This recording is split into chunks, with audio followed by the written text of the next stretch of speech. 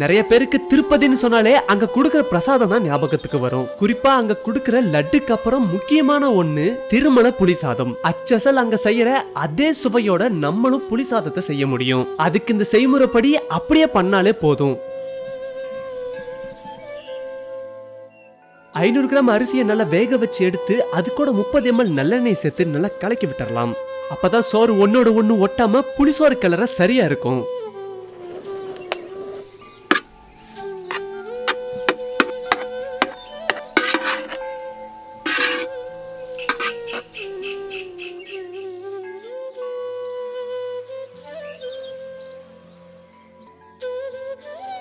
இப்ப கொஞ்சமா சுடு தண்ணி வச்சு இந்த புளியை கரைக்கிறதுக்காக சுடு தண்ணியை சேர்த்துக்கலாம்.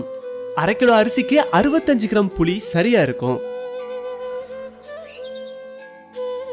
இப்ப தனியா ஒரு சட்டி வச்சு அதுல 1.5 தேக்கரண்டி மிளகு, 1 தேக்கரண்டி வெந்தயம், 2 தேக்கரண்டி சீரகம், இது மூணையும் சேர்த்து நல்லா வறுத்து எடுத்துக்கலாம். எந்த அளவுக்குன்னா நம்ம சேர்த்துக்கிட்ட வெந்தயம் பொன்னிறமா ஆகிற வரைக்கும் நல்லா வறுத்து எடுத்துக்கணும். இப்ப நம்ம வறுத்து எடுத்த எல்லாத்தையும் அம்மியில வச்சு நல்லா நெகு நெகுன்னு பொடியா அரைச்சு எடுத்துக்கலாம்.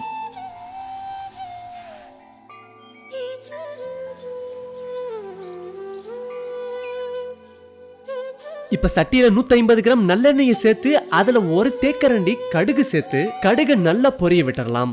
கடுகு நல்லா பொரிஞ்சதுக்கு அப்புறம் 2 தேக்கரண்டி உளுத்தம் பருப்பு, 2 தேக்கரண்டி கடலை பருப்பு ரெண்டையும் சேர்த்து நல்லா வறுத்து எடுத்துக்கலாம். இப்ப 1/2 தேக்கரண்டி பெருங்காயம், 1 தேக்கரண்டி மஞ்சள் சேர்த்து நம்ம கரைச்சி வச்சிருந்த புளி கரைச்சலையும் சேர்த்துக்கலாம். இப்ப தேவையான அளவு உப்பு சேர்த்து புளியை நல்லா கொதிக்க விட்டுறலாம்.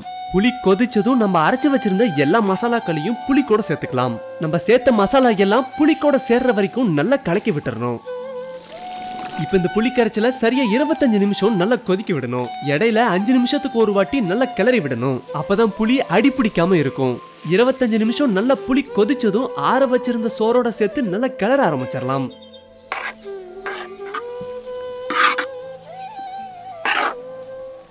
சோரோட புளி நல்லா கலங்குற அளவுக்கு கிண்டிட்டு இப்ப ஒரு சட்டியில 1 தேக்கரண்டி நெய் சேர்த்து அதுல 30 கிராம் முந்திரி சேர்த்து நல்லா பொன்னிறமா வறுக்க ஆரம்பிச்சிடலாம். இப்படி முந்திரிய நல்லா வறுத்து அத புளிசோறு கூட சேர்த்து நல்லா கிளற ஆரம்பிச்சிடலாம்.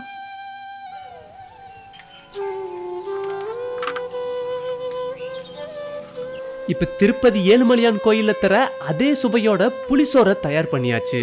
புராணங்கள்ல சொல்லியிருக்கப்படி இந்த புளிசோறுல கறிவேப்பிலையை மட்டும் சேர்க்க மாட்டாங்க.